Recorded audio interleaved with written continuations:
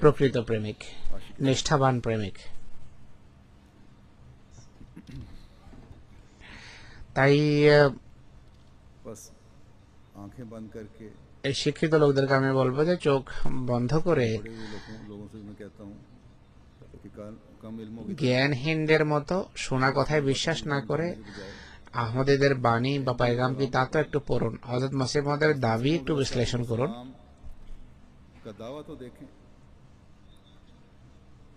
এরপর যদি অপরাধ সাব্যস্ত হয় তাহলে বলুন। আমাদের দৃষ্টিভঙ্গি, আমাদের অবস্থান কি তা শুনুন। আহমদীদের অবস্থান বা দৃষ্টিভঙ্গি কি তা জানতে চায় না, জানার জন্য প্রস্তুত নয়, একতরফা সব সিদ্ধান্ত করে চলেছে। আল্লাহকে ভয় করা উচিত, আল্লাহর ক্রোধকে ভয় করা উচিত। হযরত মসিহ মওউদের জন্য হযরত মসিহ ইসলাম ইসলামের যে সেবা করেছেন তা কিছুটা দেখুন, লক্ষ্য করুন।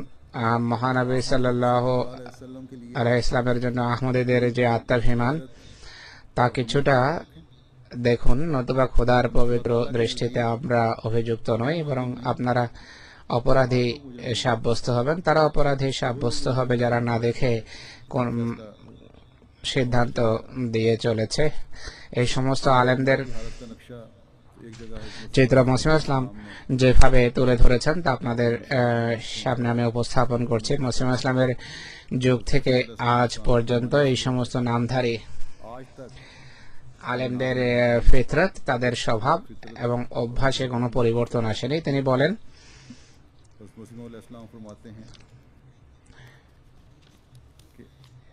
যারা বলে যে আমরা ইসলামের প্রকৃত আলেম, নবীর ধর্মের সাহসী আলেম, আমরা তাদেরকে অলস এবং পশুর মতো খেতে এবং পান করতে দেখছি।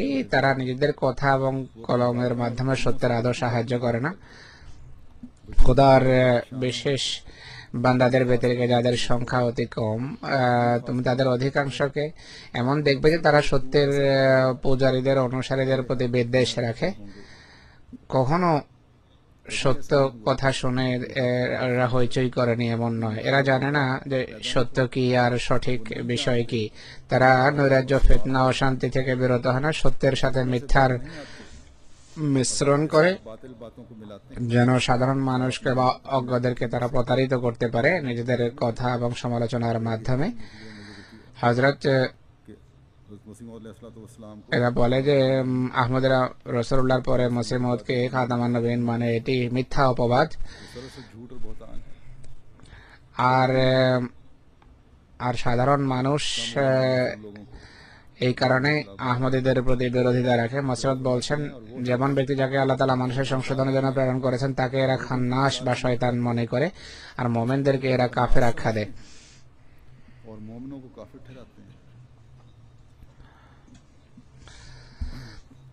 মিথ্যা ছাড়া এদের আর কোনো কাজ নেই, আর কাউকে কাফের বলা ছাড়া অন্য কোনো কথা তাদের মুখ থেকে ভালো কথা বের হয় না। এরা জানে না ধর্ম সেবা কাকে বলে।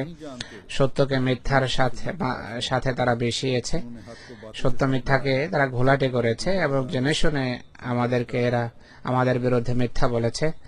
তাই রাসূলুল্লাহর ধর্মের জন্য এটি অনেক বড় একটি সমস্যার কারণ যে এই যুগের অধিকাংশ আলেম বিশ্বস্ততা এবং সততা বিসর্জন দিয়েছে, ধর্মের শত্রুর মতো কাজ করেছে। মিথ্যা তাদের দৃষ্টিতে অনেক প্রিয়। এরা মিথ্যাকে বাঁচানোর চেষ্টা করছে সত্যের আক্রমণ থেকে।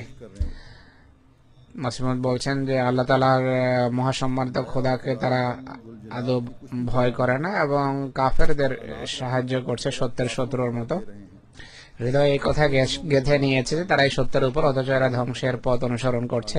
এরা নিজেদের কামনা বাসনাকেই শুধু জানে এবং প্রকৃত মর্ম উদ্ঘাটনের চেষ্টা করে না, ভাবেও না।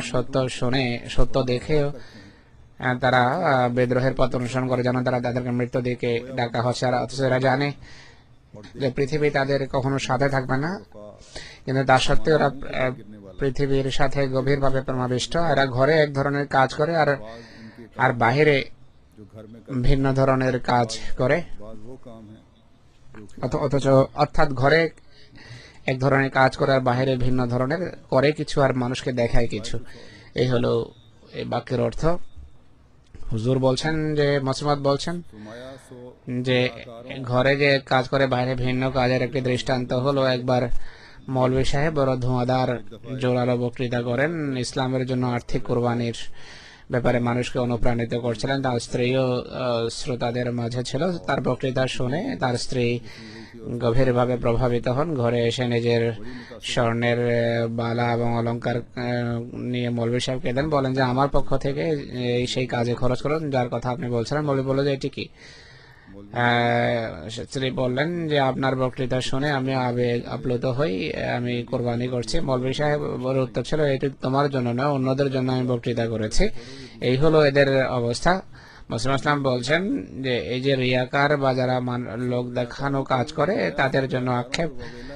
তারা দেখেছে যে কাফেররা কত বিশৃঙ্খলা ছড়িয়ে রেখেছে পৃথিবীতে, কত নৈরাজ্য ছড়িয়ে, কাফেরদের সৃষ্ট নৈরাজ্য কত ভয়াবহ, এবং তারা জানে যে ধর্ম দুষ্কৃতকারীদের আক্রমণের লক্ষ্যে পরিণত হচ্ছে। এই যে অমুসলিমদের আক্রমণ দৌরাত্ম বেড়ে চলেছে ইউরোপ এবং অন্যান্য স্থানে, পত্রপত্রিকায়, ওয়েবসাইটে যে সমস্ত তথ্য দেওয়া হয় মহানবীর বিরুদ্ধে। পাকিস্তানে যে ফেসবুক বন্ধ করা হয়েছে, যে ফেসবুকে রাসূলুল্লাহর সম্পর্কে আজে বাজে তথ্য প্রচার করা হয়েছে, এগুলো এই জন্য হচ্ছে যে এরা জানে যে মুসলমানদের ভিতর কোনো ঐক্য নেই, যাচ্ছে তাই করা যায়। আর মুসলমান স্বার্থপর। যুগের ইমাম যিনি ইসলামের চ্যাম্পিয়ন হিসাবে ইসলামের প্রতিরক্ষার জন্য এসেছেন, তার সাহায্য করার জন্য প্রস্তুত নয়। মুসলমান বলছেন যে তোমরা দেখছো যে কাফেরদের শ্রেষ্ঠ নৈরাজ্য কত বেড়ে গেছে। এরা জানে যে ধর্ম দুষ্কৃতকারীদের আক্রমণের লক্ষ্যে পরিণত হচ্ছে এবং সত্য পাপাচারীদের পদতলে পিষ্ট হচ্ছে। তার সত্ত্বেও উদাসীনের মতো তারা ঘুমায় এবং ধর্মের প্রতি কোনো সহানুভূতি নেই। প্রতিটি দুঃখজনক কথা এরা শোনে, তা সত্ত্বেও কাফের এবং নাপাকদের কথার প্রতি কর্ণপাত করে না।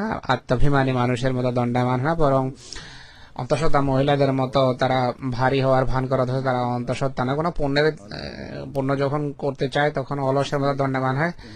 পরিশ্রমীদের লক্ষণ তুমি তাদের ভিতরে দেখবে না, কিন্তু যখন কোনো ভোগ বিলাসের সুযোগ পায় দেখবে সেদিকে ছুটে যাচ্ছে, কামনা বাসনার অনুসরণ করে। মুসলিম বলছেন যে এই হলো আমাদের বুজুর্গ আলেমদের অবস্থা। কাফের ইসলামকে মিটানোর জন্য সকল ষড়যন্ত্র করছে, তাদের সকল মশওয়ারা পরামর্শ এই উদ্দেশ্যেই, এবং এরা বিরত হচ্ছে না। এই হলো বেদনা, এই হলো আলেমদের চিত্র এবং স্বরূপ। আর মুসলমানদের অবস্থা এবং ইসলামের চিত্র যে কি এবং কি করা উচিত, কিন্তু এরা কি করছে, এই চিত্র হয়তো মুসলিম ইসলাম তুলে ধরেছেন। তিনি এটি লিখে শুধু আলেমদের বিরুদ্ধে আপত্তি করেননি, বরং সবাই জানে যে তিনি ৮০-র অধিক বই ইসলামের পক্ষে লিখেছেন, আলেমদের সত্য পথ, সঠিক পথ দেখানোর চেষ্টা করেছেন।